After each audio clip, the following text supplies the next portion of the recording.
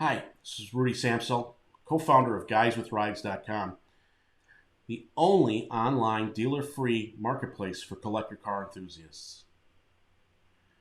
This video is an encore presentation of a presentation I gave to the local Porsche club I'm involved with.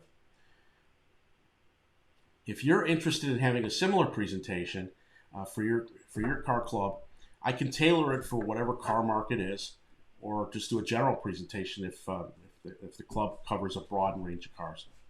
If you'd like that, please reach out to me either at rudy@guyswithrides.com or call me at 877-466-6497.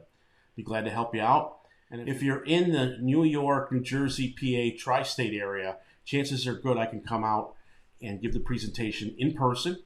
Or as you can see in this one, I did it remotely using Zoom and my video technology.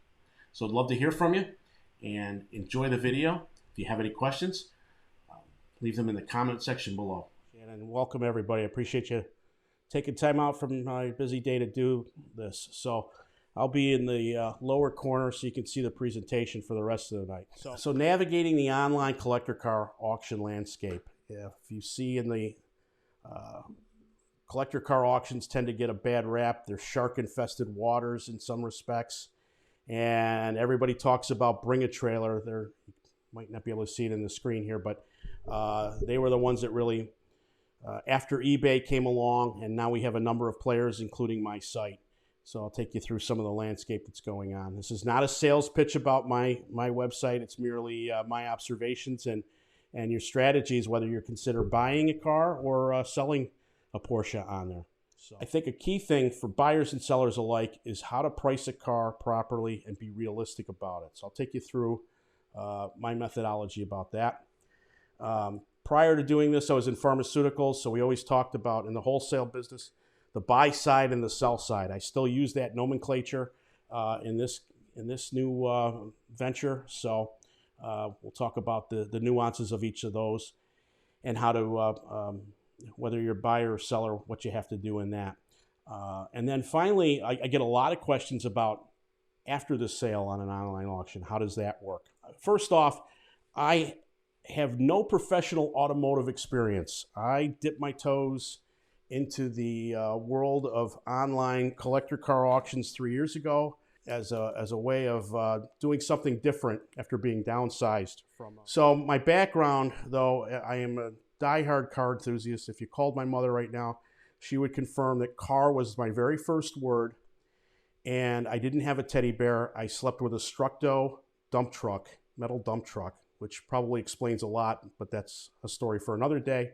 Degreed engineer in industrial engineering out of RIT, and then later on went out back for marketing and entrepreneurship MBA out of U of R during my days in Rochester.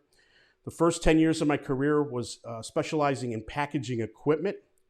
And when you're involved with packaging, you tend to work with a lot of marketers in packaging design, and that just progressed and was a natural progression for me to get an interest in marketing. And I can't believe it, but I say at the turn of the century is when I made the switch from engineering to the dark side of marketing and sales analytics, and have been there in one way, shape, or form ever since. I started the website as a hobby to learn marketing analytics and Google Analytics to expand my skill set. And it just became a full-time passion from there. That's how Guys with Rides was started. That combined with the fact it was really started around my trying to buy a Porsche on BAT. True story. If you're familiar with Bring a Trailer, the nice thing about it is you can see all the historical data going back to when they started auctions in 2014. At the end of 2018, I had my eye on a 99 996, this very car, this Carrera 4 Tiptronic. And I'm kicking myself when I pulled up this slide, because I stopped bidding at $13,000, thinking that was 4 years ago. That was big money on this car, and I didn't want to go any further. And now I'm kicking myself because easily it would be 10 grand more. The thing that I learned on this is really my first experience bidding on Bring a Trailer. I had been watching it for a number of years. But then I actually had the opportunity, Nancy and I went and looked at the car, and this is a great example of, I'll get into conditions later, but the car, it wasn't a bad car, but they always look better online than they do in person. And this car, as good as it had a crack in the windshield that the seller, I had to point it out to the seller, at the very bottom where the two windshield wipers were. There was a leak on the driver's side cam cover, I noticed during the test drive. And most of all, the paint needed to be corrected. I was going to probably spend a week's worth of doing paint correction, polishing it, and bringing it up to what I would think a Concours-like standard. So I noted that on the left-hand side there, you see that yellow scribble. That was my commenting in the forum for this car. It was a dubious strategy on my part to try and keep other people. I hope that the bidding, I was actually the high bidder for 5 or 6 of the days of the car. Then on the last day, I was at 13,000. I thought I was going to get the car, and lo and behold, somebody popped in the last hour or so and bid 15,750, which we can all laugh now 4 years later that I could get the car for under 20. And it turned out to be a dealer in Bend, Oregon. This car was in central Pennsylvania, not too far from here. And by December, they had the car listed on their website for just under 22,000. And I noticed when I kept track of it, it had sold in January. So, it was one of those things that it just left a bit of a bad taste in my mouth about the auction world, and the fact that on most sites, whether they're traditional, the 10 auctions you watch on TV or most other ones, you're not bidding against individual sellers. You're bidding against a variety of people, and a lot of them are dealers. They're dealers who are looking for inventory, and you have to be prepared to, I'll get into it later, about not getting caught up in the moment, because if you're looking to buy a car, your price point as an individual buyer is different than perhaps a dealer who has more room because of their markup and their ability to resell a car at a higher price. That was one of those things that between this and a desire to learn web analytics moved me into it and building the website. In the 3 years I've been doing it, who knew there was going to be a pandemic? Well, traditional sales were basically shut down. Bring a Trailer is based in San Francisco. San Francisco was one of the first, I think the first city to lock down in the nation. And they tell the story about how they were able to keep the business going. And it's a fascinating story about how people just gravitated. They actually grew their business during that time. And the spillover effect was quite interesting, that people that may have been hesitant to buy online before started adopting it. The two graphs on this page and the next one are some Hagerty insurance information.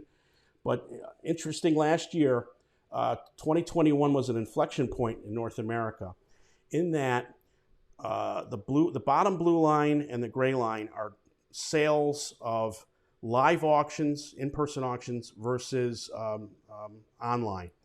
And the sales dollars at just over $1 billion in each channel don't tell the story.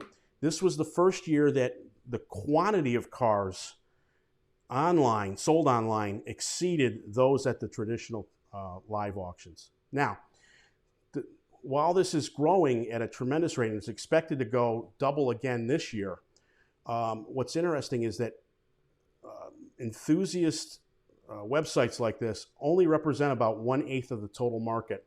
That bottom right graph shows that the private market's still the predominant method of buying and selling collector cars and special interest cars. A lot of upside here in this market. Another interesting fact of that 1 billion market in North America of online is that nearly 90% of the cars sold over the last few years in that segment were valued at $50,000 or less. So I thought this was an interesting fact, because you hear the big stories of all the big money cars that go on Bring a Trailer and the other sites, record dollars. But really, what's keeping the lights on most of these businesses are the cars that are under $50,000. And driving that trend are not boomers per se, but it's the emergence of Gen Xers and millennials. So in my case, I was born in October '64, so I'm considered one of the last baby boomers. I identify as a Gen Xer because I was too young for the muscle car era. I was in the middle of the malaise, what they call the malaise era, and the cars that were coming out that were getting good again in the mid '80s. Those are the cars I identify with. And that's what you're seeing in this lower right-hand corner. This is quote requests by age group in Hagerty over the last 3 years. And you can see boomers are on the top blue line, went from about over 40% to about a third of their new business inquiries, whereas Gen Xers and millennials, those two middle lines, are on a growth curve. And so accordingly, when you look at the hobby throughout the years, people gravitate to the cars that they grew up with and wanted perhaps as teenagers or young adults. And that's what you're seeing now is a lot of these 80s and 90s cars are really surging in value because that's what the Gen Xers and millennials gravitated to. As far as Porsches, I say this quite often, it's a great time to sell a Porsche. When you look at the moving average from April of last year to just April of this year, all of the air-cooleds, and I picked the 997 as a water-cooled example, they're up over 10%, in some cases over 20%. The 928 across all 18 years it was produced is up an average of 37%. The 944 Turbo in particular is up 12%. And even the Boxster, the base box, the first generation Boxster, non-S, is up 22%. So, it's just for a few years now, it peaked about 6 or 7 years ago. The air-cooled market in particular peaked, leveled off, but now you're seeing that rise. And the air-cooleds tend to be the high tide that lifts all boats in the Porsche world. Candidly, a lot of people that are getting priced out of some of the earlier air-cooled cars still want a Porsche, and they look for the next best alternative. And that's why you're seeing this strong demand. But the dedicated Enthusiast online auction fees, you have Bring a Trailer on the left-hand side. There's one called Bring a Trailer. Didn't start doing auctions. They started out in 2007. People don't realize that. They built a community of several 100,000 people before they started actually doing auctions.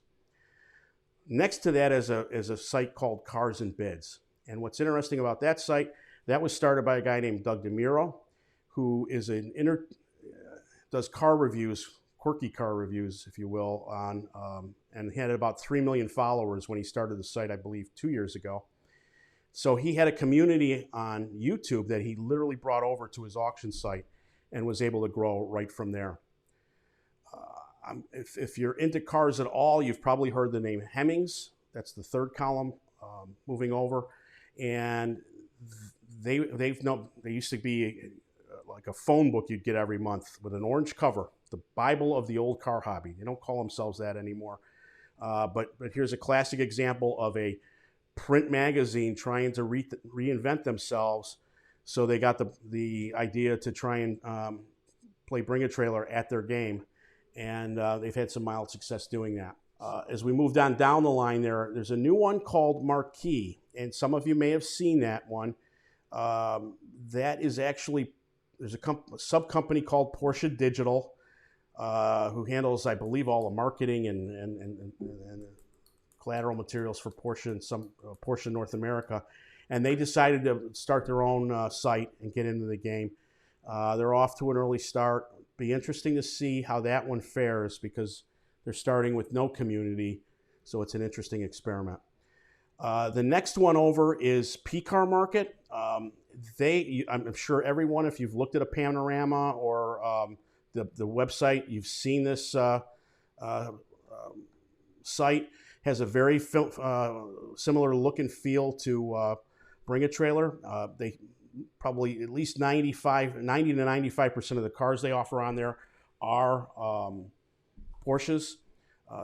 And they've had some pretty significant cars in the last year or so. They've had a couple of singers.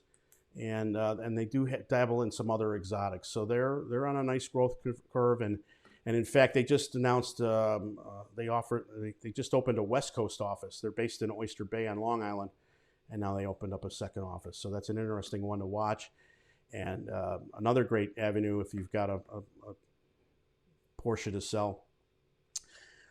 Moving on is another upcomer. It's actually a Canadian company, Shiftgate. They're trying to make inroads. You may see them advertised here or there in the various Porsche materials. And then, of course, is my site, Guys with Rides. So those are the various fees you see across them. Generally, Bring a Trailer set the bar at a 5% buyer's premium, and with different various floors and caps. And that bottom area, I show the differences in something you have to plan on if you're buying a car in an online auction. Is you have to plan on that buyer's premium on top of whatever the hammer price is for the car. I hear a lot. I tried to put my car on Bring a Trailer, but I got rejected. And they get this Dear John letter as an example on the right. And what people don't realize, it's not like Craigslist, it's not like eBay, where you just decide you can put your car on and it's magically up and people start bidding on it. Bring a Trailer and all of these other sites are curated auctions. So to put it in perspective, Bring a Trailer is the Mac Daddy of these. They have a capacity which is just floors me that they're up to 90 cars a day. It wasn't long ago that they were struggling to get 50 a day. And they're doing, not only is it 90 a day, 5 days a week, I think they're doing 30 or 40 on the weekends. So they are, it's just daunting to even go on the website now. But of those, what people don't realize is approximately 40 of those are allocated to dealers. They're very transparent about it, or what I call frequent listers. Those are people that just, they're not necessarily dealers, but they buy and sell cars. They find them and try to flip them on Bring a Trailer. And so when you factor that in, that's 90 cars a day, 40%. That means 36% are going to repeat business, if you will. It doesn't, that combined with the fact they're probably getting somewhere in the neighborhood of 240 to 270 auction requests daily. So that has just grown from the last couple of years. It's just as the website people know about it. So it's like airplanes on a runway. There's only so many planes can land and take off. And if you're not on one of those planes, you're just not getting on the site. So unfortunately, a lot of people get these Dear John letters and they're not given any explanation as to why. If you're looking to get on there to Bring a Trailer, it's great because you're going to expose your car to a lot of people, a lot of potential buyers.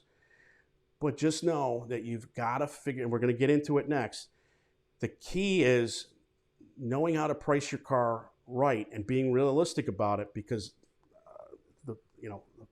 the easiest way to get rejected is to ask a reserve price that's not in line with what data they have. Real sidebar, I got a call from a guy the other day, had a 73 Ford Maverick. And he wanted to put it on. He said, I just got rejected by Bring a Trailer. I said, okay. He said, low mileage car, original, it's, the best Maverick ever. And he wanted to put a reserve on it at $20,000. And I just quick did the numbers and nothing has sold even close to $20,000. And I tried to explain to him that that's why he got rejected. All right. Proper pricing. I always talk about determining your number, right? Everybody has a number, whether they're buying or selling. And I just remember this. There's an interesting experiment in economics that shows something called the endowment effect.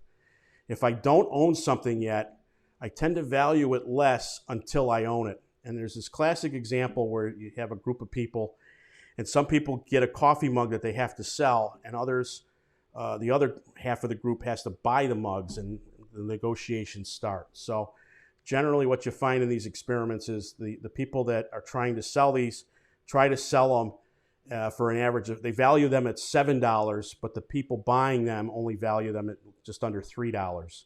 So you have this disconnect of people, this ownership phenomenon of when they have it.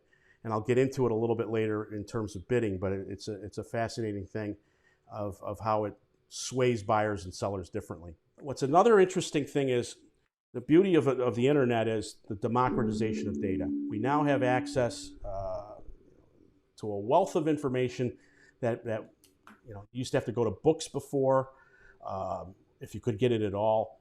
So now there's several readily available, no cost places to look to get information. And the fact of the matter is, a lot of Porsches change hands yearly, so it's relatively easy for private buyers and sellers to learn what a car is worth. They just take the time. The one thing to remember, though, is what you have invested in a car is not always additive to the car's value. This is another problem I run into, where you have a person that has a car that has, maybe it's a Condition 3 car, I'll talk about that in a little bit. It's an average car that's worth, say, $15,000. And they bought it for $10,000 and they put another $15,000 into it, and now they want the 25 out of that. So the reality is, what you have into that is not necessarily what you're going to get out of the market, and it's just something you have to deal with when you're dealing with these. It's an interesting with Porsches, with the growth rate. There's a lot of masking of that going on right now. My 928 is a prime example. I bought it for $4,000 2 years ago. If I had done that just 5-6 years ago and put another $6,000 into it, I'd be underwater very easily. Right now, I'd probably break even or do okay with it. So, a little bit different right now in the Porsche world, but for the most part, you have to keep that in mind when going to sell something. So this democratization of data has really, I found has minimized, well, not minimized, but lessened the need for a traditional appraiser. Now, if you've got let's say an early 80s 911 Guards Red SC, you want to sell, chances are really good you're going to find a lot of data on past sales and comparative data, and you can make a very good assessment whether you're buying or selling it on what the right price is based on the condition, the mileage, and the quality of the maintenance done. You get into situations where you might have an extremely rare or national award-winning example. I think of the Paterax 356 they sold a few years ago to the Porsche family. That's something you need to have an appraiser for, or something has a desirable provenance. Most recently, the risky business 928. The person that sold that at auction bought it, I think, a few years earlier for $50,000, and when it went to auction, it sold last year, I think, for $1.8 million. Mustang that Steve McQueen drove in the movie Bullet was actually up in North Jersey, and for many years the guy had it as a daily driver. If you saw this car, it was not worth $3.4 million, but that provenance, it was probably maybe a $20,000 car because it's a fastback in the condition it was in. But the other $3.3 million on it was all about the fact of who drove it and what they drove it in. There are a number of rare Porsches. If you've got a very low quantity one, or you have a paint to sample one, that might make sense to get an appraiser. More often than not, though, these days, if you plan to borrow money to buy a pre-owned car, you're going to need an appraiser, as most lenders would require that as a prerequisite to get the money. Assigning value is trying to assign conditions to the car. What condition is the car in? They generally use a 4-range scale. Condition 1 is called Concours. This is a best of show quality, and these cars are often better than when they left the factory. They are perfectly clean, and everything matches. The markings from the factory are correct. This is a 100-point car in any judging circle. Very, very difficult to achieve that kind of level. And if you're looking at some of these pricing guides and think your car's a number one, it probably isn't. If you move down to condition 2, if you have a very clean, local show winning car, straight, very original, it's either freshly restored to a correct standard or highly detailed low mileage survivor, those generally fall in the number 2 excellent category. And you want to look around those. The vast majority, if you were to do a bell curve, the vast majority of what I would call weekend cars, people's third cars or weekend cars, fall into this number 3 good category. They're a car you can get in without excuses. You can drive it. You might not see any faults from 10. They call it a 10-footer or 20-footer. You don't see anything right away, but you dig in a little bit deeper. That comes up. Very good car, decent car, a lot of fun still. May need a few things here and there, but generally overall a good car to buy. That Porsche I showed earlier on Bring a Trailer, solid number 3 car. Condition 4 is where you get into, I call these the daily drivers. These are something you would see if you walked up to it. If you're not even a car savant, or you see dents, you see paint defects. Maybe the chrome is a little rusty. It's what I would call a daily driver, and it's got the battle scars to prove it. And that's nothing wrong with it. Just you need to take it to, if you want to bring it up a level, it might need a paint job. It might need a new interior. But generally, car that's a well-used car would be that condition 4. And these aren't hard and fast buckets. You may have,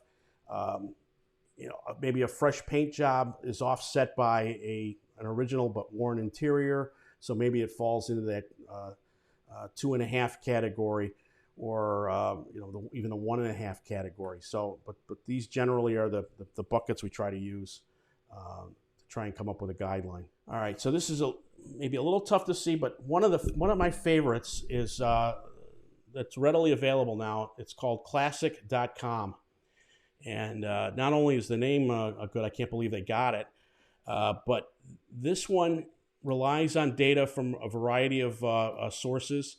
My site is one of them, the results of it, and they basically, it's one of these sites like a Zillow for classic cars, because you can actually click on the green dot shown and it'll show you the car, when it was sold, what was the location. You can click on through the dot and you can actually read the original listing for it and what it's sold for.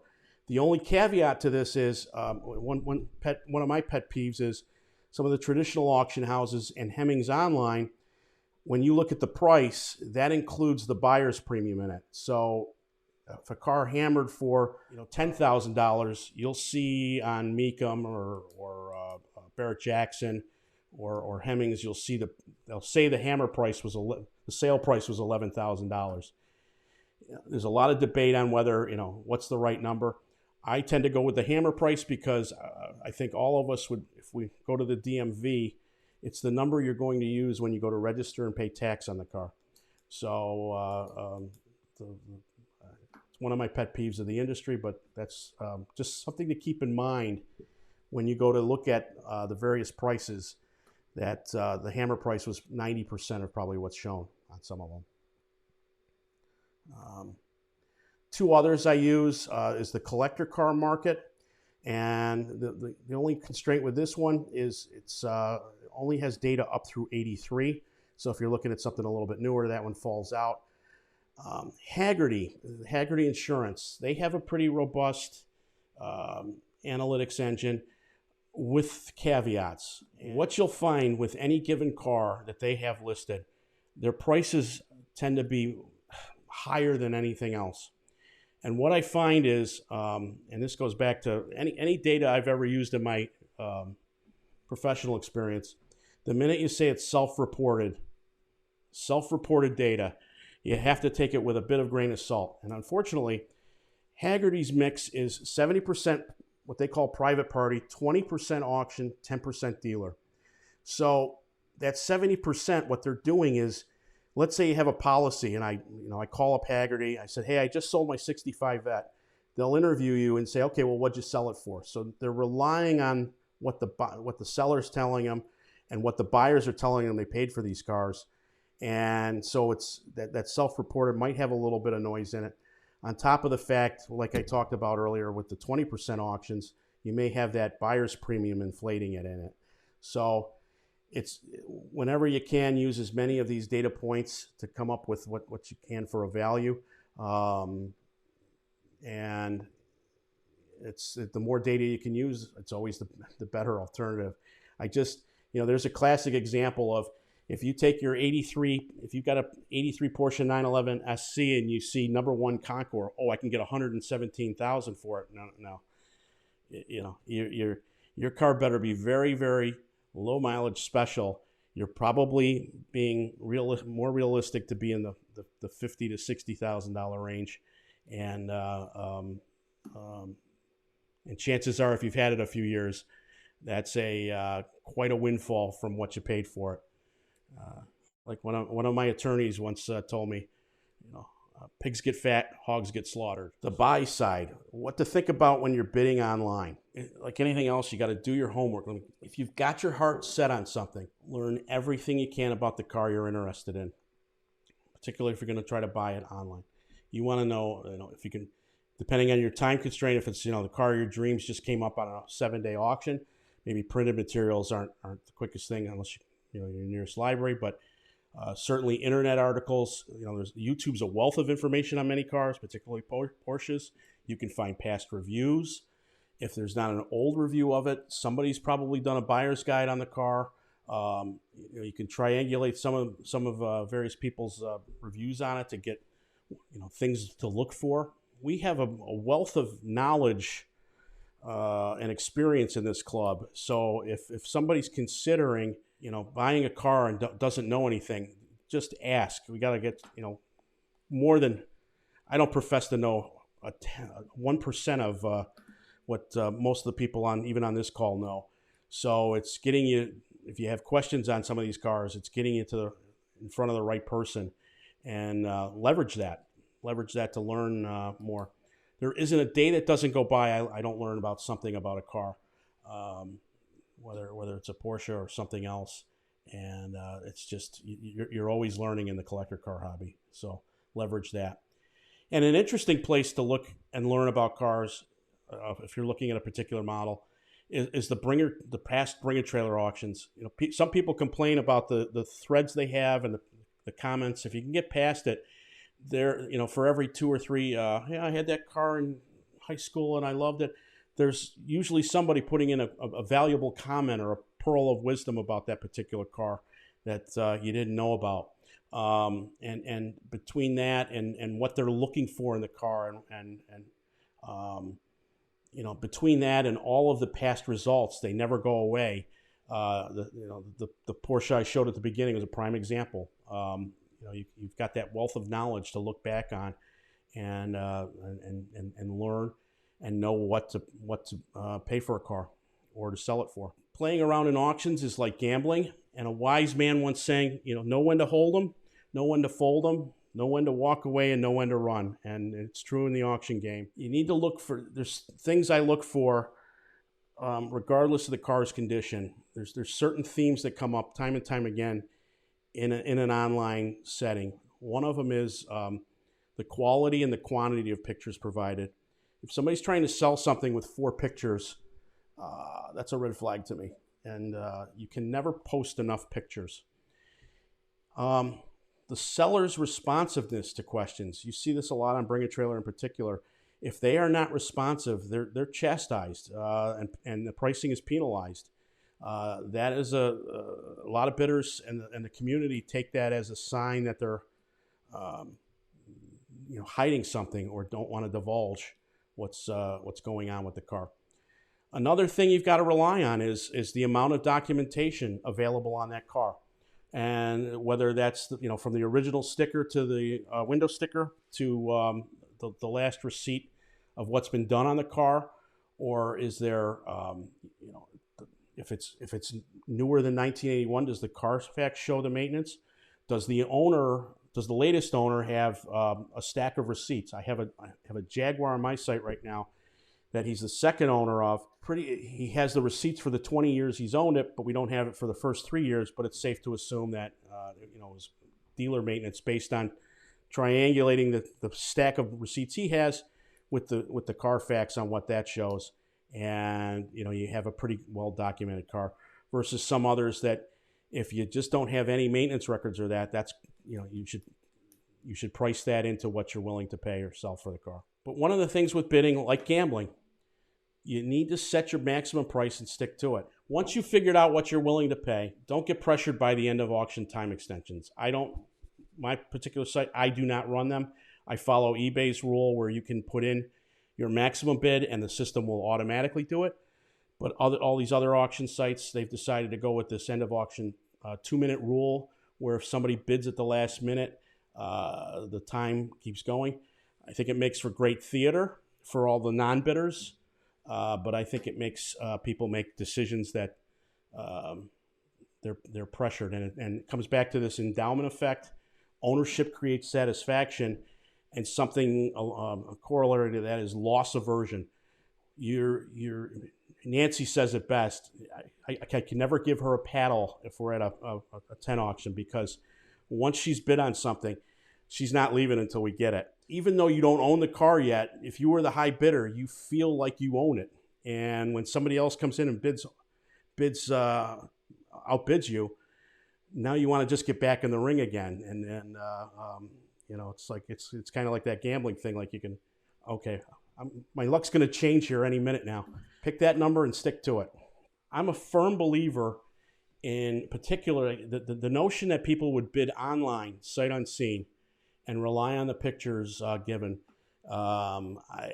It needs to be a very well documented car, and particularly with Porsches, I always recommend you get a pre-purchase inspection or a PPI. Now, it's not a guarantee, but it is an unbiased third party's confirmation of the car's condition, cosmetic flaws, and maybe what things need to be repaired after the sale.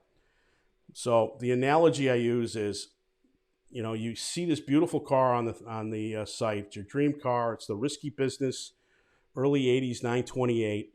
And it's like the early 80s version of Jamie Lee Curtis, right? So your mind is in a place where you think the car is going to look perfect.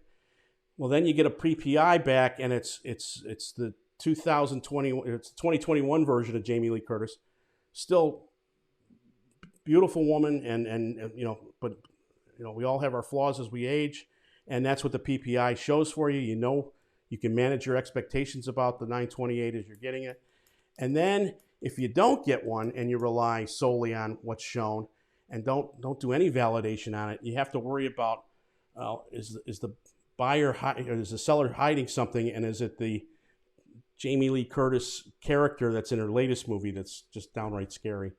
So you don't want that showing up at your driveway when you thought you were getting the risky business car. Typically, as much as $300 for a PPI. You can use a company called Lemon Squad, but candidly, if you're looking at a Porsche, I would recommend a local independent shop or even the Porsche dealership, because they're going to give you the best indication of Porsche specific things. And they have the equipment to hook it up, like looking, has the engine been over revved? Is there any other things going on with the car that a typical Lemon Squad mechanic or other might not know about? So definitely an insurance policy. I've actually had to, because I use PPIs on many of my auctions, I've had the situations where the seller told me about the car and it ended up being like this one on the right-hand side of this screen. It cost me several $100s, but I would rather have walked away from a car knowing that it was a bad car, not presented well, than to have, God forbid, a buyer find out and then I hear it on the back end. So it's just one of those things. I consider them, they're not a guarantee, but they're a pretty good insurance policy. So this one is an interesting example of the winner's curse, a little out of order here.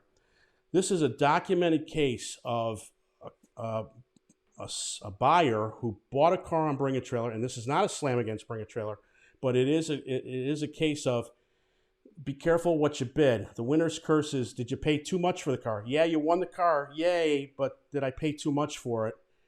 And if you don't know the story about this one, this was December of 17. This was an immaculate 5 Series BMW. Stunning Concours quality car.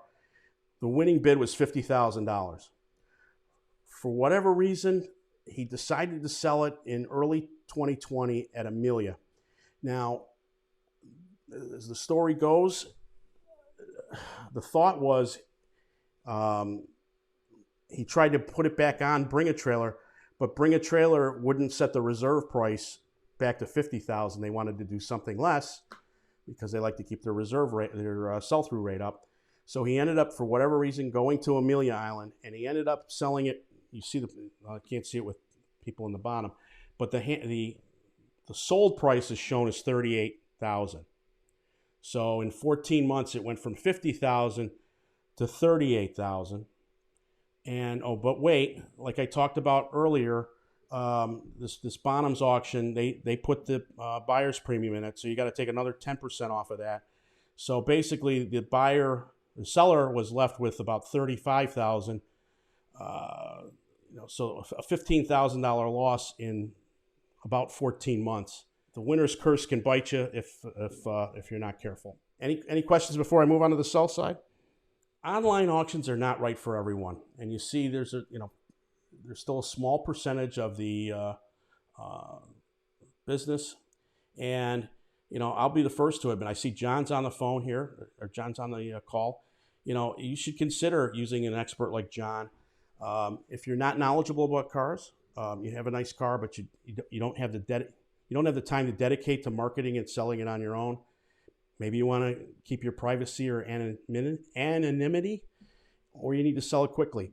John's a great resource. There's others in the club as well, and it's a great channel to do it that way if you want to be hands off on selling your ride. If you're more of, you're very knowledgeable and engaged in wanting talking about the car, it's maybe a family member, a family heirloom, and you want to be engaged in that, and you can answer questions in a timely manner on an online format, an online forum. And if you have thick skin, can you take criticism about your baby, as people will critique it on an online site? You have to have some thick skin on it sometimes. And you have to be open to bidders inspecting the car in person. If you're not open to those things, then like I said before, perhaps a dealer or consignor is the right thing for you. So if you decide to go down that path of selling online, I can't stress enough, you cannot take enough pictures. This on the left-hand side here is a checklist that I recommend as a minimum, and typically it's not enough. If you start getting into the 150 range, that's usually a good sign that you've got enough of the undercarriage, every little defect around the car, close-ups of it. That's the more pictures you can provide, the buyer's confidence goes up. And I have a video, there's a link on my website where I show how you can take pictures of depending on the car. I mean, if you have a very special car and you've gone the appraisal route, then you should hire a photographer. There's, Don Miliano comes to mind. For a few $100s, you can get some great pictures on her. I don't know if Cobus is another person that does that. Some great photographers in the club that know how to do this. And if you're really looking to maximize your dollars, that's worth a couple $100s to get the car photographed the right way. But in most cases, with the quality of our phones now, if you just know to have the sun behind you at the right time of day, in the right place, and do it outside, you can get very good pictures for what you need to sell the car. And I came up with this little acronym a couple of years ago around Christmas time. And when I take my own pictures, I call it Noel. And the first one is natural. Some call it the hero shot. Never in your driveway. It's you want people to feel like they're going to experience the car and could jump into the picture and experience it on their own. That ain't going to happen in your driveway, because now it's the car's still in your purview. So try to find a neutral area to take the car outdoors. if the car runs, get it outside. Pictures are not going to do you any good if it's inside a garage, particularly a dark one. So get it outdoors. And I run into this all the time where I have a seller who might have multiple cars, and they'll have multiple cars around, and they'll take pictures of the car with those other cars around. And what happens? I'll get a question. Well, this car for sale is nice, but what about that one over in the corner? It goes down a whole different path that we need to avoid. So just neutral setting. It's all about that car at that moment. And I call this one early, E for early, but it's really the golden hour, but E fit better. And I'm a morning person. So when you're going to try to take pictures, you need to try to do it what Nancy refers to as the golden hour. It's either 1 hour after sunrise or 1 hour before sunset. And lighting is everything with the right pictures. This last one is low. Now, this van's a bad example of that because you can get to stand up and you're still at the same level. But most of our cars, they're very low center of gravity. You've got to get down on your knees and get really down low with the car, because that gives a sense of motion and gives a sense of proportion to the car that you don't get when you're looking down on it. I use these two. I blogged about this van a couple weeks ago, and it was an interesting, all the pictures this guy posted of his vintage Econoline van. This one on the left is just a great picture because you can tell it's just a faded out, kind of rusty paint job, but he picked the right time of day, and he's got it at the side of the road that's curving off in between those two mountain peaks. You just want to jump in that van and go surfing wherever he went to. And that's a hero shot to me. But the other extreme then is he's got that's the same exact van, probably between 10 and 2 on a cloudless day. And you can see just how intense the light is, and it just washes out what's already a faded paint job on the car. And, just makes the car look truly, as faded out as it is. So it's really revealing the time of day you take a picture. And, like the saying goes, you want to show your car in the best light possible. It's literally true. I always said, if a picture's worth 1,000 words, then a video is worth 1,000,000. And people are looking for that more and more. It doesn't have to be a full-on production. A great way to do it is what I instruct some customers, if I can't see the car myself, is do a cold start of the car. Have somebody in the car turn on the ignition, show the engine starting, and then immediately go back to the tailpipe. Show the tailpipe. Is there white smoke? Is there blue smoke? And then let the car idle down and show that. You need that 30 seconds to a minute. Show that. Do a walk around of the car. And just that minimum video of showing it tends to show more of the defects. For whatever reason, video can show a little bit more than maybe some photography, but it does show. It gives buyers a little bit more perspective on the car than some stills. But generally, when I go for a test drive, when I do it, I'm sitting in the passenger seat. I'm taking pictures of it, and we try to be as little conversation as possible so people can hear, potential bidders can hear the car running and any noises. And again, it's about the car, not the conversation. So after the sale, I get a lot of questions about this. When you set up an online marketplace like this, you're not a dealer, so you're a matchmaker of buyers and sellers. Once the hammer price is done and the buyer and seller have agreed to that price, then it becomes a question of them getting together and figuring out how to pay. So I've had instances where cash is king. People show up, and I had one instance, no lie, the guy's a law enforcement in Allentown. He went down to North Carolina with 20 grand in one pocket and his Glock on the other side, and said, nobody's going to bother me. And he's one of the few people that can do that, and more power to him. In the absence of having a Glock, being able to conceal and carry a Glock, you might want to go the wire transfer certified check route. And I have probably the vast majority of my customers, that's what they do. And I instruct a seller to work with their bank to set up a temporary account. That's the key, a temporary account. Most banks will do it, and they give that temporary account information to the buyer. The buyer has the money wired into that temporary account.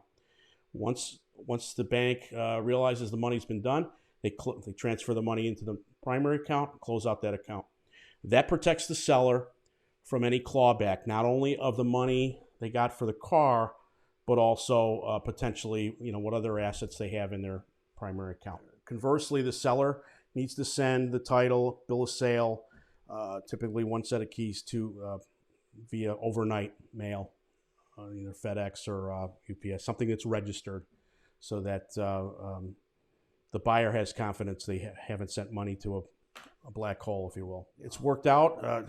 It generally works. If people are very risk averse, and nobody has used it yet, there is a company online called escrow.com that for a nominal fee, they will work as the intermediary between buyers and sellers. So the buyer sends the funds to the escrow company, and the seller sends the documentation. They put it all together. When everything's been properly submitted, then they release materials to the other person, and everything goes from there. Certified checks. I had one instance where, one or two instances actually, where the seller has gone to the buyer's bank because they had a common bank, and the seller could watch the buyer initiate the certified check at the bank, and that's the confidence of knowing that, okay, it's a legitimate check, because you have to watch in certain situations with cashiers and certified checks now. So unless you didn't see it being written, you might want to consider the wire transfer route. I'm finding that shipping is becoming a huge pain point for people, and I'm noticing a trend where people are not bidding on cars as far away from them unless it's the ultimate dream car they wanted. If it's something fairly that comes up fairly often, they're going to look locally as opposed to nationally. And one of those primary reasons is I'm telling people now to budget $2 a mile for enclosed shipping. Probably a padded number for the most part, and but if somebody's not doing this very frequently, doesn't have any connections, that's probably not a bad number. I'm hearing, between the cost of fuel and other things, some companies like McAllister, they're charging 6% surcharges on top of the mileage rate, so you have to be very careful now. That's all I had. Hopefully people found it informative. Thank you for watching. If you found this video informative, please press the like button. If you haven't done so already, please consider subscribing to the channel. We're now over 750 subscribers, and I would love to get that above 1,000. So thanks again for watching. I encourage you to get out and drive now that the weather's warmed up, and we'll see you soon. Thank you.